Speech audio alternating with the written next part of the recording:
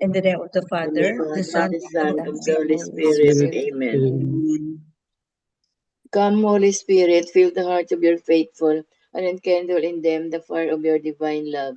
Send forth your Spirit, and they shall be created, and you shall renew the face of the earth.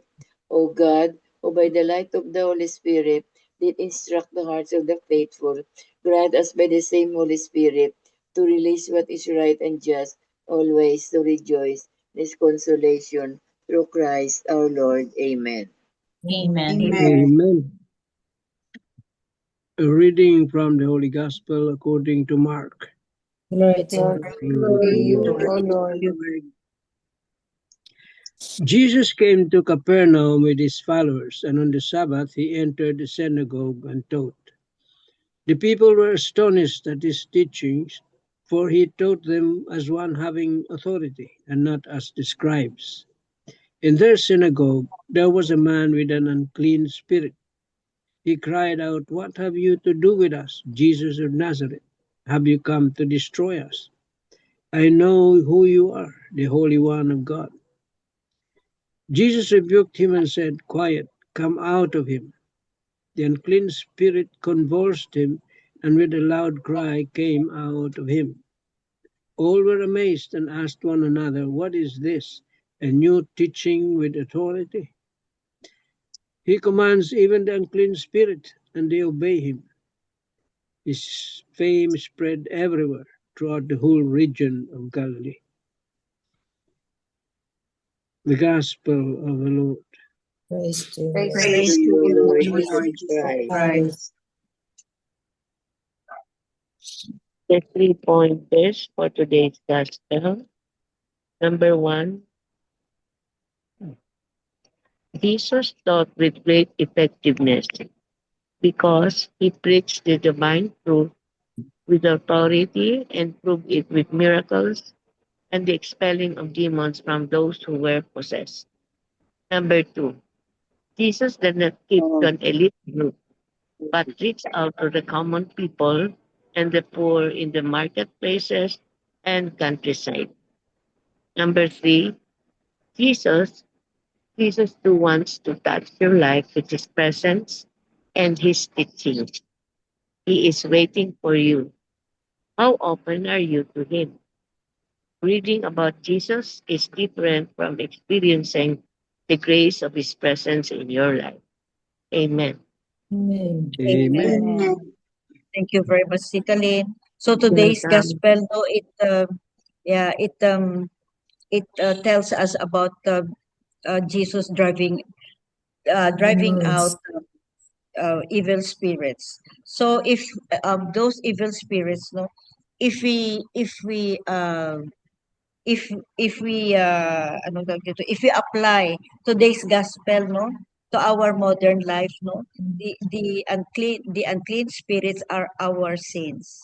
So according to this one homilis, no, in today's gospel, Jesus drives out an unclean spirit from a man in Capernaum synagogue, and he wants to perform the same cleansing operation in our lives. See, what God intended from the beginning is that our hearts be temples of His presence, temple of the Holy Spirit ang ano natin, ang body natin, no? So Christ comes into our world.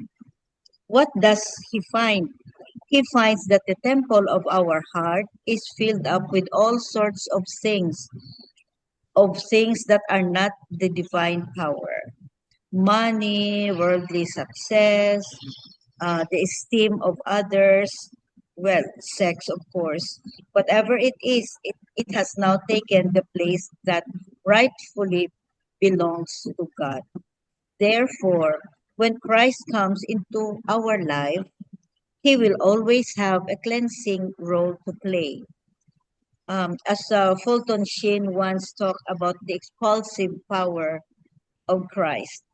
When you place him in the center of your soul, when we place Christ in the center of our soul, he will expel all those things that don't belong to him. don't belong in that center and make them find their proper place. And so Jesus, the non-violent warrior, Jesus, the judge, God's own mind, now comes into our hearts when we invite him through conversion. He will have this cleansing authority and cleaning power. So we always pray to God to clean our hearts and soul, just like when he drive away the demon in that man in the Capernaum synagogue. We also have to pray for him. We need cleansing of our hearts and our soul every once in a while. And also we need to assist others, no, to assist others to do their own prayers and cleansing of their own souls. Well, of course, through sacrament of confession, sacrament of repentance, sacrament of conversion. Amen. Amen. Amen. Tito Mans. Okay. Let me just read this Marino, das Marinas. Do we know how to use the power of the authority entrusted to us? All of us, in one way or another, have been given certain measure of authority at home, in our work, in our communities, and in our relationships. Parents, in particular, are given a built-in authority over the children. Yet over time, see how this authority can slowly lose its strength and influence, especially when we are not faithful and responsible in exercising it. When we fail to lead by example, when we do not practice what we preach, and when we do not know how to correct with love and discipline, our authority gradually loses its power. Deep in our hearts, perhaps, we all carry a hidden desire to be in control, to be listened to have influence. Who among us does not want to be heard? Who among us does not want to matter? Yet when we do not know how to use authority properly, it can become like a time bomb, something that can wound others and eventually destroy us as well. So, how should we use the authority entrusted to us? We are called to use it with temperance, gentleness, and humility. We are not meant to wield it for power tripping or arrogance, but to make it an instrument of love, healing, and guidance. When we look at Jesus, we see the perfect model. He spoke with authority, yet his authority was always clothed in mercy and humility. Though he had power and dominion over all, he never used it for selfish or proud reasons. Instead, he used his authority to gently heal the wounded, to patiently guide the lost and the confused, and to restore hope to hearts that went close to giving up. As followers of Christ, we are invited to examine our own hearts. When we are given authority, whether as parents, leaders, teachers, or simply as person with who influence others, do we use it to build up or to tear down? Do we use it to serve or to be served? Are we using the authority entrusted to us as the Lord uses His with humility, mercy, and love? Or are we using it to satisfy our pride and desire to control? Amen. Amen. Amen. Yan, authority. Mabigat na term yan, ha? Authority. Well, we have witnessed. No? Once a person is given that authority, if he doesn't have the heart to be humble, to be gentle, to be forgiving, then he will use it to abuse others. Yan ang nawi-witness natin ngayon, abuse of authority. Bigyan mo ng power ang isang tao, nako, pag walang renda sa sarili niya, maraming tatamaan niya, maraming masasaktan. Kaya mahalaga yung pagiging gaya nga sinabi ni Jesus, to be merciful, to wield your authority with love and humility, not with harsh words or anger.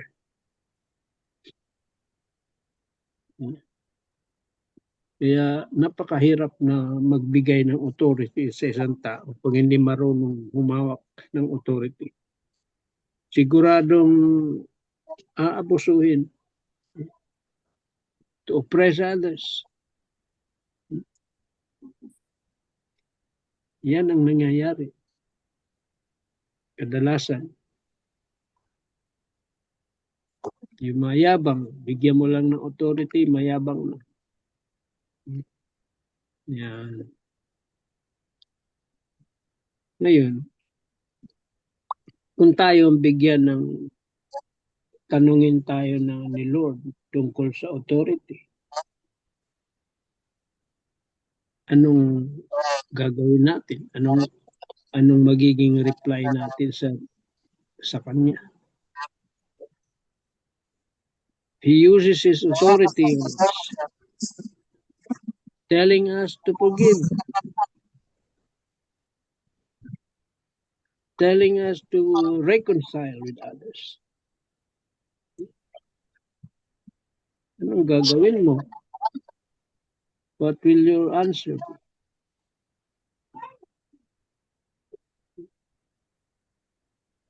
Yan ang mga simpleng tanong faced with the challenge of Jesus, His authority on us.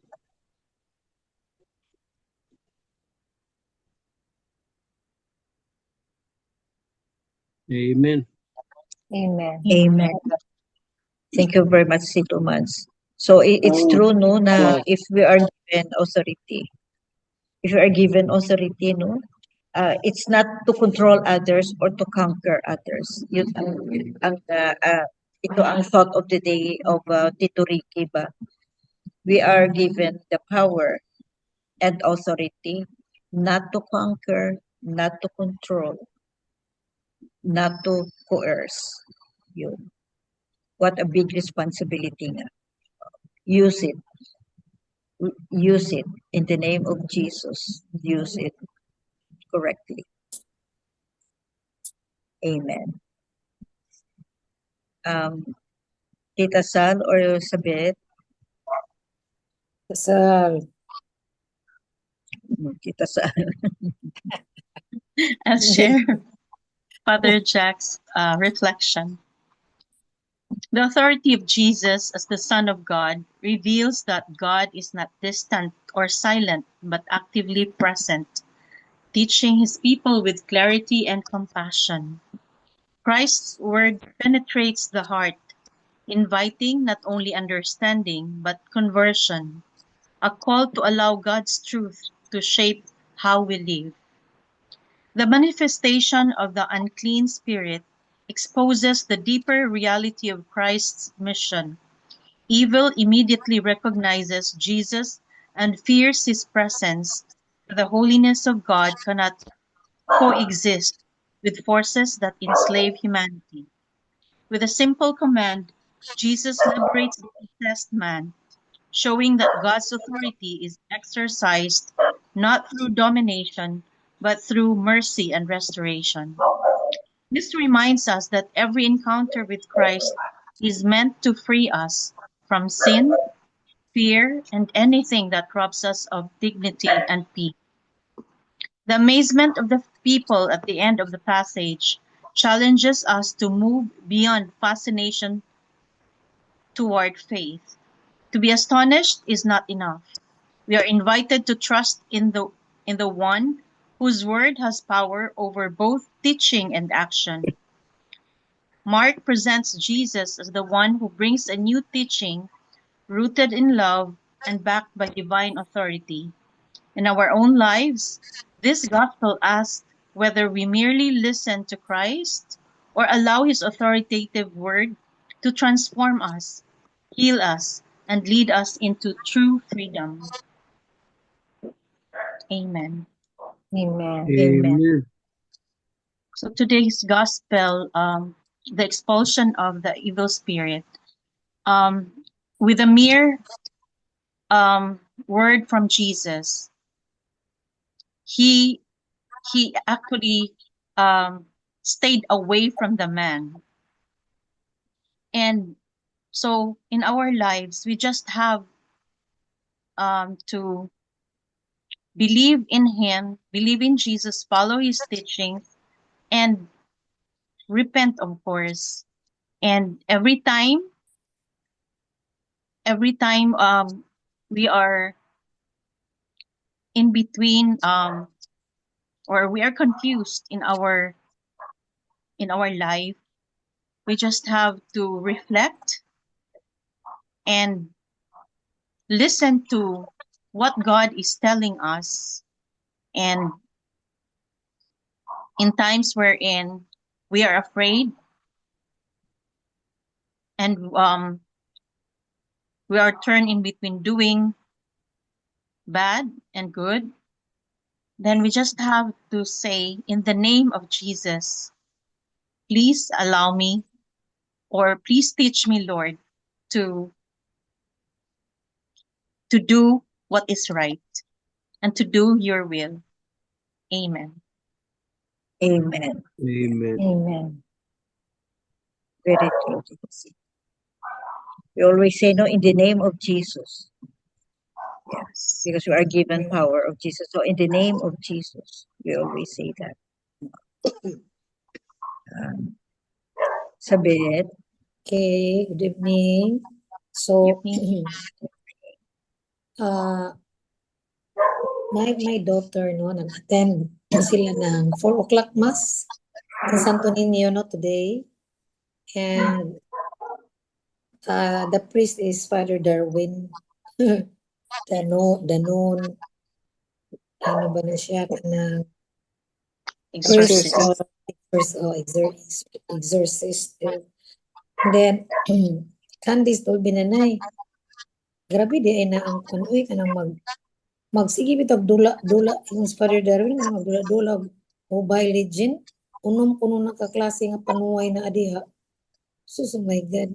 So I was struck by the the gospel na we are invited to examine whose voice we allow to shape our lives, no?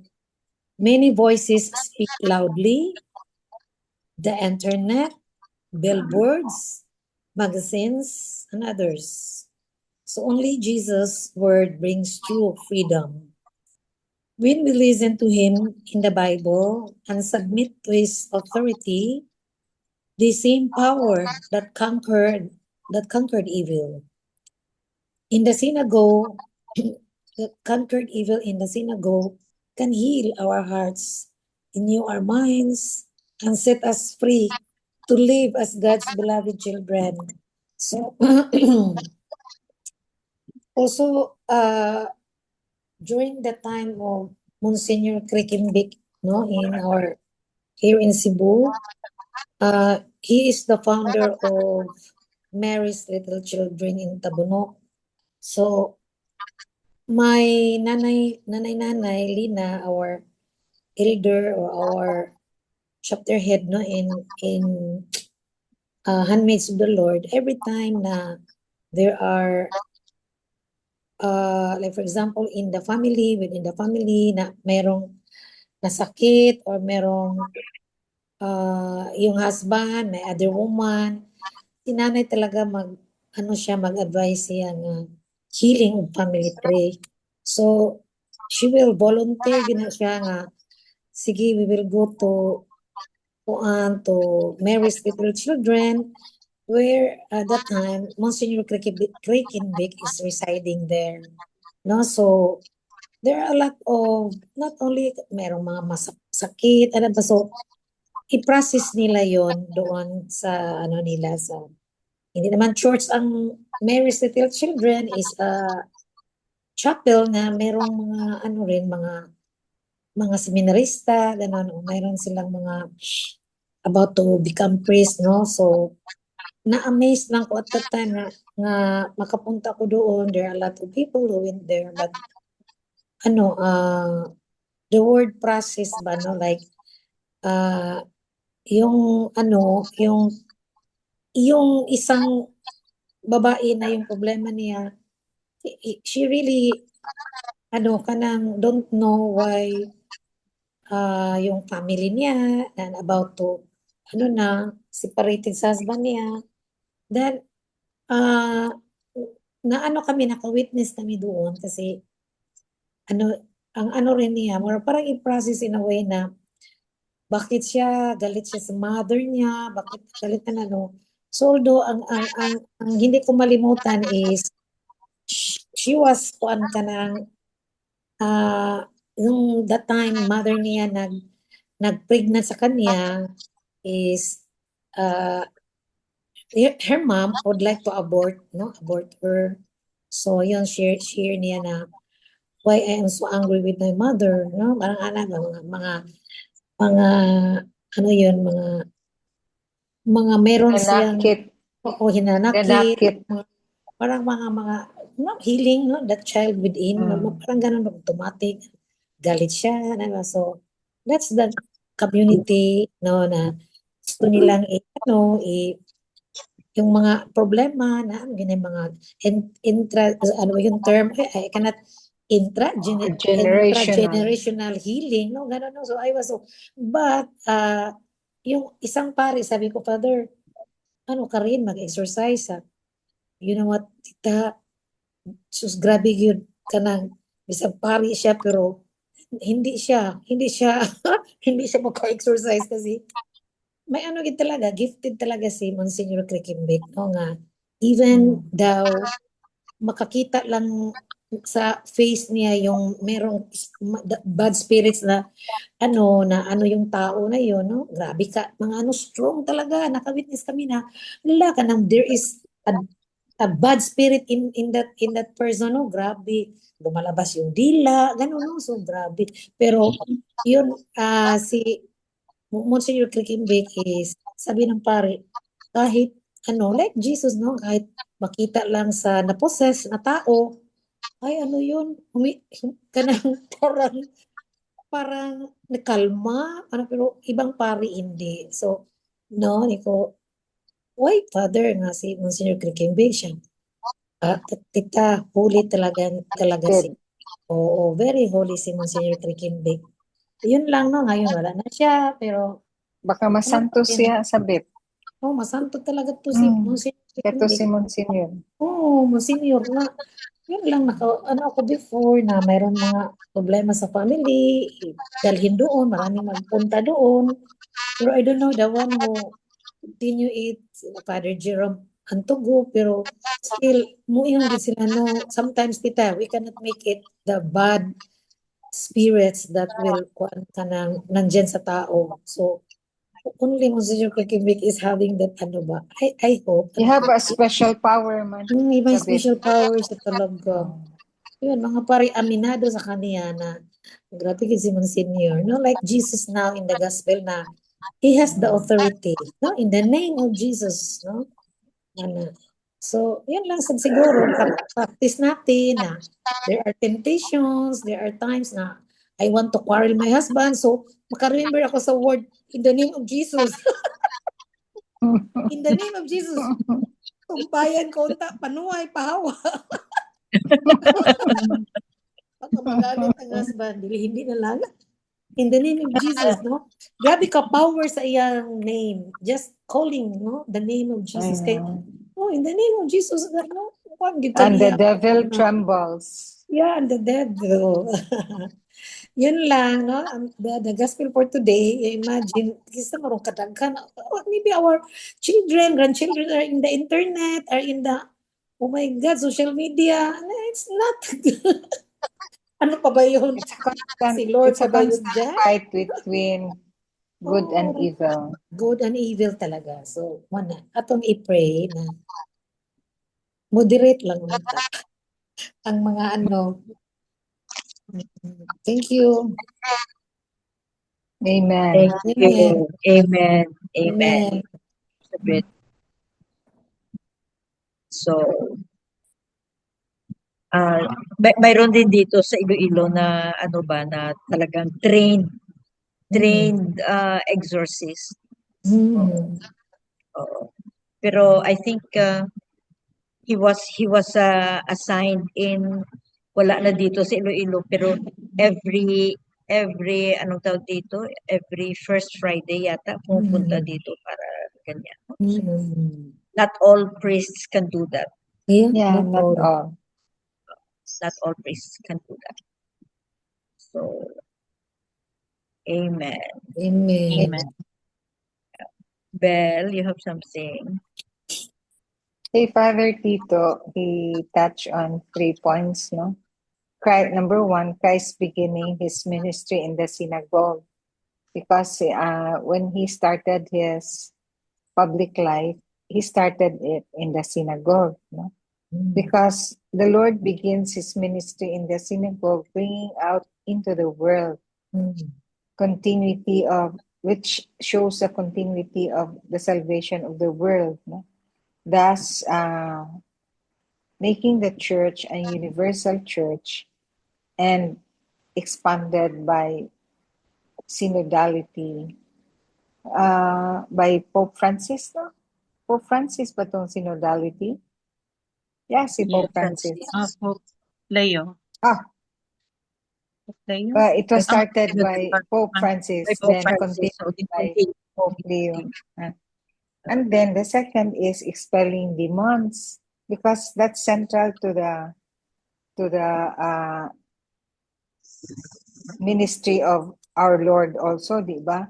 He preached the word of God, he expelled demons, he cured the Healing. sick, gave sight to the poor, out to the blind, and set free the captives, and even make the lame walk. No?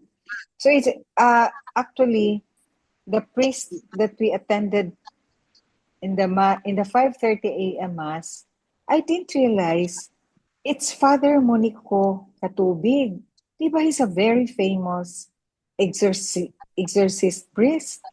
He's really very famous. Aside from Monsignor Kikindik and Father Darwin from Bohol, and he was really expounding on the demon, the constant fight between good and evil. And then I just realized it na siya yun pala ang famous na exorcist priest after the mass when his name was mentioned. Because of course he was still young that time, no, when he was so famous.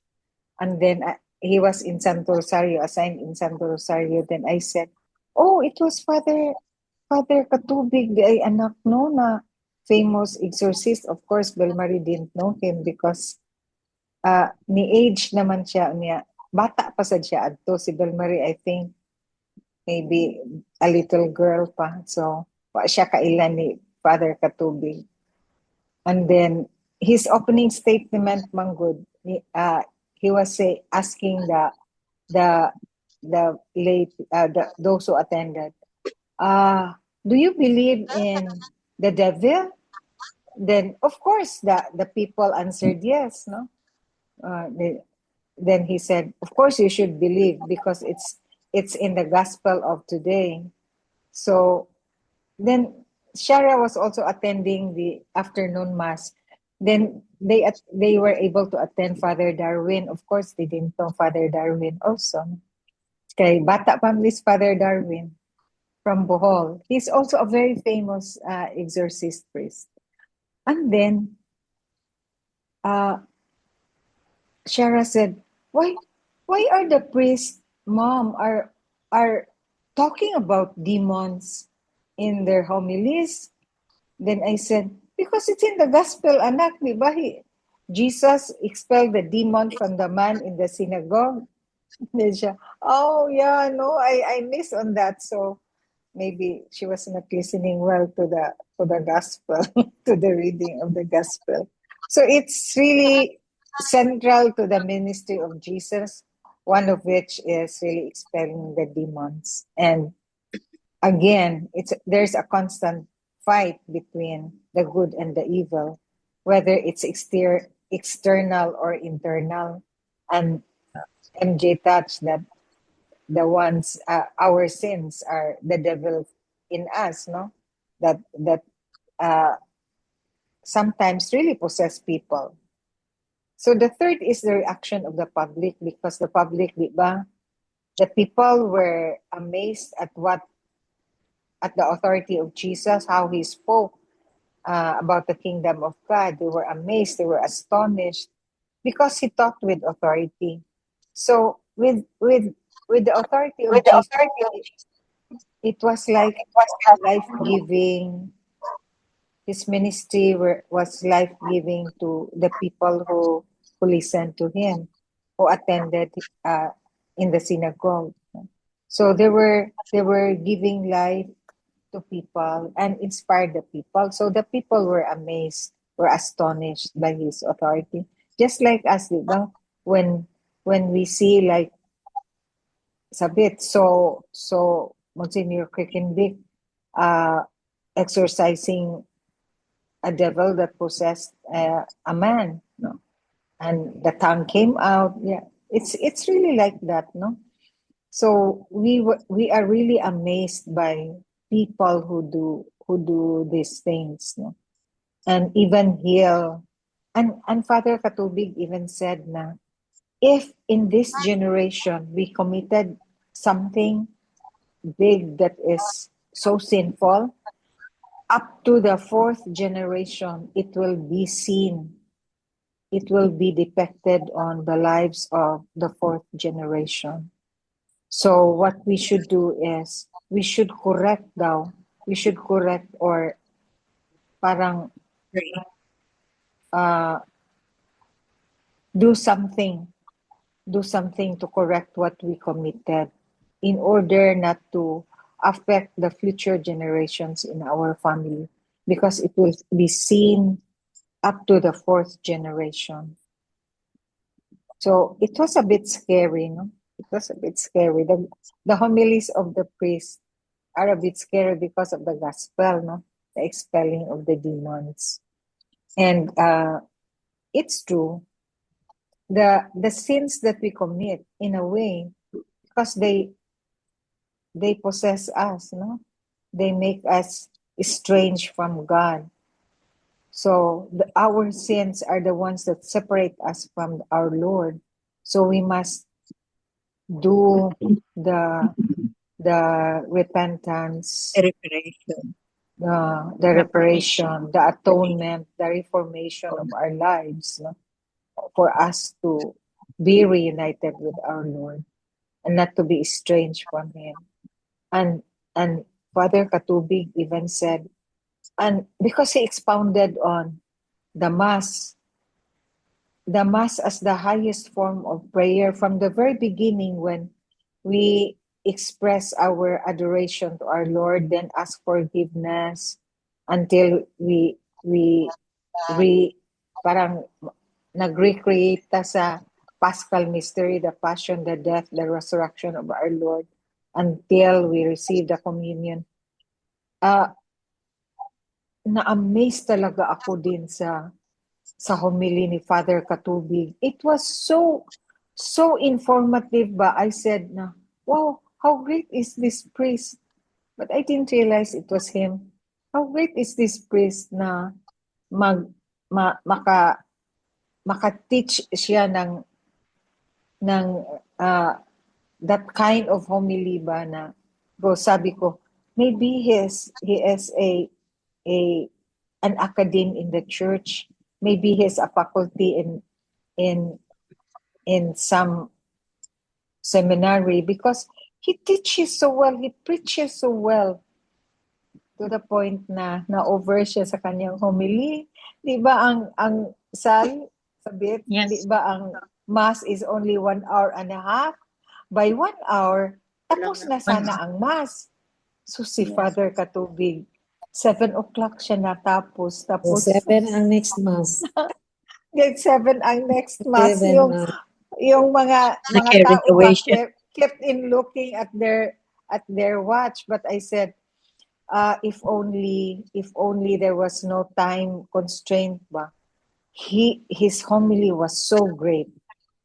Believe talaga ako the way he delivered his homily. Bow na bow talaga ako sa kanya. Pero ang mga tao parang hindi na receptive, because maybe they were looking It's at too the long. time. It's too long, and they were looking at the time that they're late for their offices. They have some duties to attend to. Pero his homily was really so great. I was looking at the gospel na the reaction of the people, the third point of Father Tito, na the people were amazed, the people were astonished, the people were really looking up to Jesus and admiring Jesus, the way he spoke with authority. That was really what Father Katubig did this morning. Only na-over siya sa kanya time. But that was really an amazing homily. I wish I could give it to you also, but I just remembered some of the excerpts Recorded of man his to, Doc. homily. Ha? No, It's recorded. recorded na, no? Hmm. Yeah, Yes. you can review it. You can Google it in the YouTube. Too big is ano. 7:30 to 7 a.m. Oo. What's Recorded this? man day tanang mas, no? I-share. Paki-forward Yeah, o i-share. I will share it to you, ha? Oo. Basta amazing yun siya, amazing. Santo Amen. Rosario na siya. Oh, Before. Santo Rosario na before, sabit. Nakisakay na When he siya. was so Oo. famous, and he was so famous in UC even, di ba? Best friend na siya ni Augusto Go, Attorney Go, because he exercise. Oh. Sige, I'll look for that for that 5:30 a.m. mass. I will forward it to you. Sige, Doc. Sige. Amen. Amen. Amen. Amen. Thank you, Belle. So we Welcome. also we are also given this authority by Jesus. And as what Tito Manny said, no, don't use it in bad ways. And that's why we are given this authority, which is very, very powerful if we use it. It always say in the name of Properly. Jesus. Oh, yeah. Use it properly and always say in the name of Jesus, because we have this power. We have this power to drive away demons, if not the demons, but the evil spirits, but evil spirit of bad spirit of hatred, of anger, of unforgiveness, and um, other bad things that we can commit in our everyday life. Now we don't even know that we are already committing a sin, so we have to be careful with that. So we can exercise really ourselves. We can really exercise ourselves to drive away, to help us, to help ourselves pray, to help ourselves drive away, or promise God, um ask for his forgiveness, and promise our Lord that to protect you and to give you strength not to commit sins, or those things that are hurtful to Jesus and to our God. So that's how we become exorcists to ourselves and to others, to drive away those demons of hatred and all those things. Amen. Amen. Amen. Any other piece of your thought or wisdom or something to add before we close this prayer meeting? Anybody? So I think that's all for today's gospel and reflections. And may we continue to pray for our protection and protection of our family members and loved ones, to protect us from all these evil spirits surrounding us and trying to destroy us, trying to destroy our home, our household, and the whole world. We continue to pray for one another. Amen. Amen. Amen. Miga Belen, with the closing prayer. Please unmute yourself.